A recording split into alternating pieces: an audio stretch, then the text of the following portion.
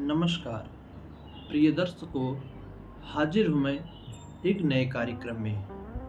आज के इस वीडियो में बात करेंगे 7 रामबाण उपाय के बारे में। देखिए, आज का ये जो कार्यक्रम है, मैं समझता हूँ सभी लोगों के लिए है। सभी के जीवन में कोई ना कोई परेशानी, कोई ना कोई आर्थिक तंगी, किसी के यहाँ कुछ कलह इत्यादि बना है, तो किसी की इनकम नहीं बढ़ रही, किसी के ऊपर कर्ज चढ़ा है, तो कोई लोन से परेशान है, तो आपके लिए कोई रोग से परेशान है, तो आपके लिए 7 ऐसे रामबाण उपाय जो करने चाहिए। यदि इनमें से आप एक भी श्रद्धा पूर्वक करते हो तो वही काफी है आपके दुख को दूर करने के लिए। तो कौन सा उपाय है, कौन से वो नियम हैं जो आपको करने चाहिए। देखिए, जब किसी चीज की दवा ना मिले या बीमारी कोई बड़ी हो और उसकी दवा एक मात्र हो, उस दवा को रामबाण कहते हैं। तो बीमारी तो बहुत सारी है। अभी पहले मैंने वीडियो की शुरुआत में ही बोला, किसी को आर्थिक स्थिति से तंगी है, किसी को मानसिक टेंशन बना है, किसी को ग्रहों की पीड़ा है, कोई अनेकों वर्षों से रोग से पीड़ित है, तो किसी को कुछ, किसी को कुछ। तो बीमारी तो बहुत बड़ी है, किंतु ये उपाय सिर्फ 7 ही हैं। तो इसको आप रामबाण उपाय कह सकते हो। तो क्या उपाय है? सबसे पहला उपाय है, आप किसी तीर्थ में चले जाइए, जो भी आपके पास हो। काशी जी में, प्रयाग जी में, या अयोध्या जी में, या तो फिर आप राजस्थान पुष्कर क्षेत्र में चले जाइए। जो भी आपके आसपास कोई भी A to Z कोई भी तीर्थ हो, आप वहां पर चले जाइए। फिर जाने के बाद, अब देखिए, किसी भी तीर्थ में आप जाओ तो वहाँ कोई विशिष्ट नदी या जो है कुंड इत्यादि होता है। काशी जी में गंगा जी है, प्रयागराज में त्रिवेणी है, संगम है, वहाँ पर कुछ, या काशी जी में दुर्गा कुंड है। तो आप जहाँ भी जाओ वहाँ पर कोई ना कोई विशिष्ट किसी तीर्थ में नदी या कुंड रहता है। तो वहाँ पर जाने के बाद आपको अपने वस्त्रों सहित, आपने जो कपड़ा पहना है उसके सहित आपको स्नान करना है। उस कुंड में या उस नदी में स्नान करना है। स्नान करने के बाद सचैल वस्त्रों के साथ स्नान करना है, और स्नान करने के बाद उन वस्त्रों को वहीं पर त्याग देना है, छोड़ देना है, घर नहीं लाना है। यदि आप बहुत सालों से रोग से जूझ रहे हो तो आपको एक बार ये उपाय अवश्य करना चाहिए। आप तीर्थ इत्यादि में जाकर उस नदी या कुंड में स्नान कर अपने वस्त्रों को वहीं पर त्याग दीजिए।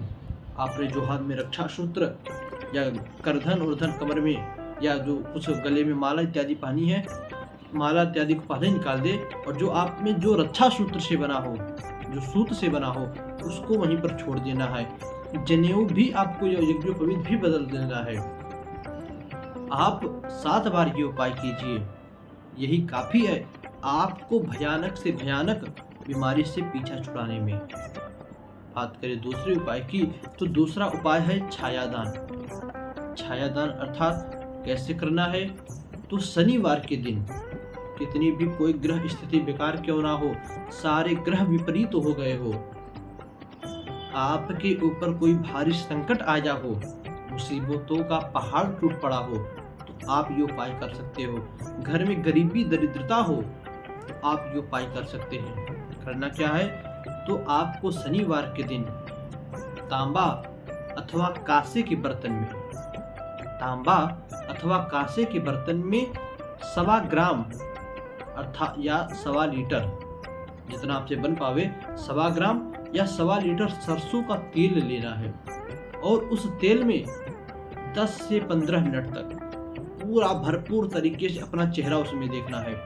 चेहरा देखने के बाद आपको वो तेल या तो शनिदेव के ऊपर चढ़ा दीजिए, या तो शनिदेव के मंदिर में दान दे दीजिए, या किसी ब्राह्मण को दान में दे दीजिए। सबसे अच्छा उपाय है कि आप शनिदेव के मंदिर में दान दे दीजिए। तीसरा उपाय है तुलादान। तुलादान में बहुत सारी चीज़ें आती है। अपने वजन के बराबर नापकर आप कोई भी चीज़ दान दे सकते हो। वस्त्र इत्यादि है, आप जितने वजन के हो उतना किलोग्राम वस्त्र रखकर गरीबों में दान दे दीजिए। या अन्नदान, आप जितने किलोग्राम के हो उतना किलोग्राम अन्न नापकर, एक भी ग्राम कम ना हो, उतना ग्राम अन्न, बेसी रहे चलेगा, ज़्यादा रहे चलेगा, कम ना हो, अन्न नापकर गरीबों में बांट दीजिए।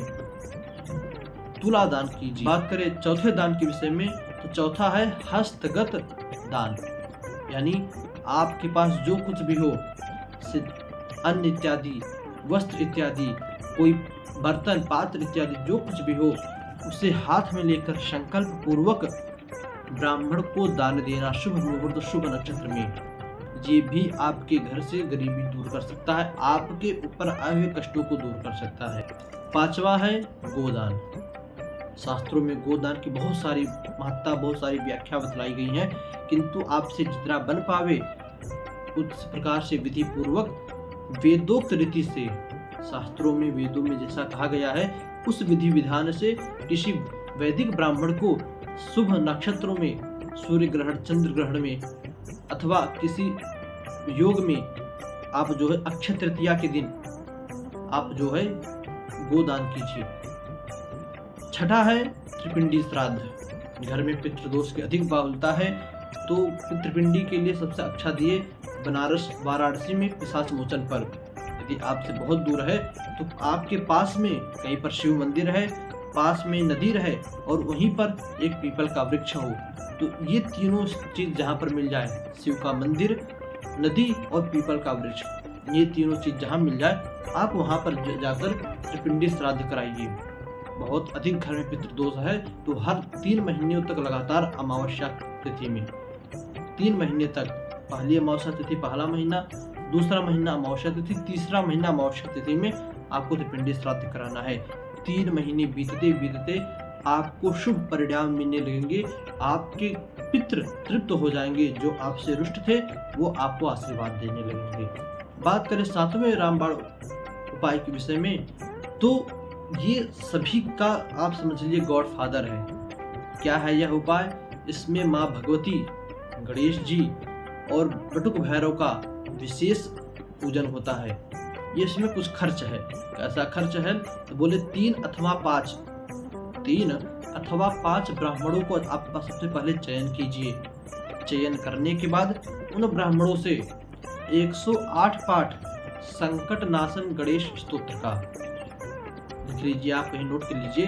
संकट नाशन गणेश स्तोत्र का 108 पाठ, श्री दुर्गा सप्तशती का 9 पाठ और बटुक भैरव शतनाम स्तोत्र का 108 पाठ। इन पाठों को कराना है 3 अथवा 5 ब्राह्मणों से।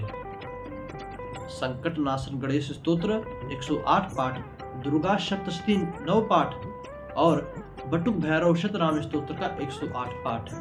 प्रिय दर्शकों, कितनी बड़ी भी मुसीबत क्यों ना हो, निकलने का कोई रास्ता ना दिख रहा हो, इन 7 रामबाण उपायों को आप कीजिए और विश्वास मानिए आपको अच्छे और शुभ परिणाम मिलेंगे। अब रही बात दान की, दान किसको करे, किसे दान देना चाहिए, तो हमेशा कहा गया है सुपात्र को दान दे। जो ब्राह्मण वेदों का पठन पाठ किया हो, जो ब्राह्मण सिर्फ दान लेना दूसरों को भी दान दे, ऐसे ब्राह्मण को दान देना चाहिए। प्रिय दर्शकों, बस आज के लिए इतना ही था। फिर मुलाकात होगी किसी नए वीडियो में, किसी नए कार्यक्रम में, किसी नए टॉपिक के साथ। बस आज के लिए इतना ही। तब तक के लिए नमस्कार।